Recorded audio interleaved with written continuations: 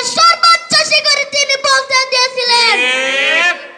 প্রিয় উপস্থিতি, কোন সেই অলৌকিক শক্তি, কোন সেই জীবনকাঠি, যে অলৌকিক শক্তির বলে, যে জীবনকাঠির জাদু স্পর্শে এমন অসাধ্যকে সাধন করিয়েছিলেন। হ্যাঁ, সেই অলৌকিক শক্তির নাম, সেই জীবনকাঠির নাম মহাগ্রন্থ আল কোরআন ও সুন্নাত রাসূল সাল্লাল্লাহু আলাইহি সাল্লাম। ঠিক।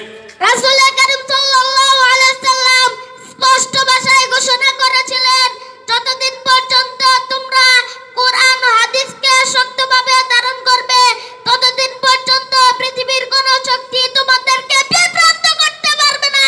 ঠিক।